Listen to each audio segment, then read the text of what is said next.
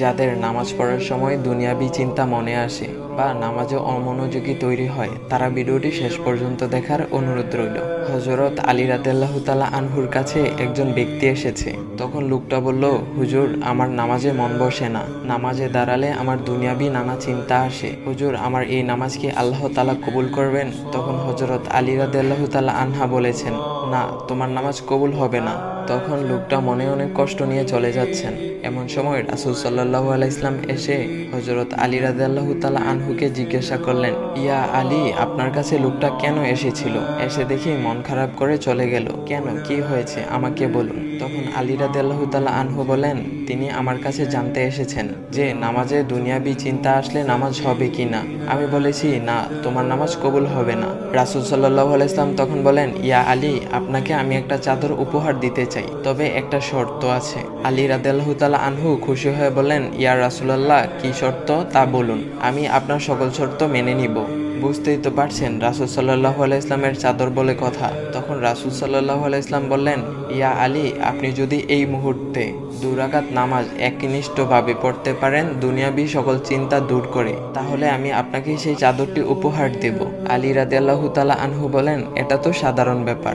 আলী রাদিয়াল্লাহু তাআলা আনহু তখন নামাজে দাঁড়িয়ে গেলেন আর তিনি নামাজ পড়তে শুরু করলেন।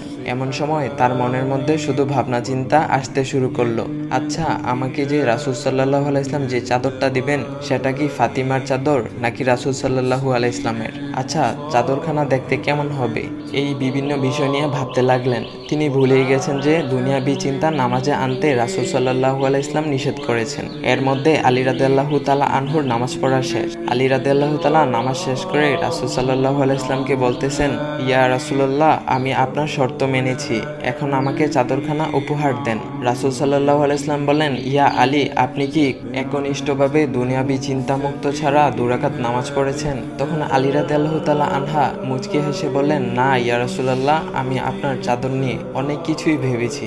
তখন রাসূল সাল্লাল্লাহু আলাইহি ইসলাম বলেন, ইয়া আলী, নামাজ তোমারও হয়েছে, আর তুমি যাকে নামাজ হবে না বলে ফতোয়া দিয়েছ, তার নামাজও আল্লাহ তাআলা কবুল করে নিয়েছেন।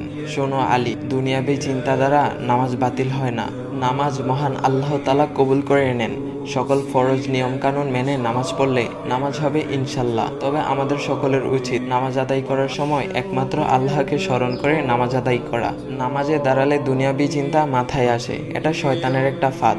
আল্লাহ তাআলা আমাদের সকলকে শয়তানের কুমন্ত্রণা থেকে হেফাজত রাখুক এবং সঠিকভাবে মনোযোগের সাথে নামাজ আদায় করার মতো তৌফিক দান করুক। সবাই বলি আমিন। চাইলে ভিডিওটা আপনি অন্যদের কাছে শেয়ার করতে পারেন, এতে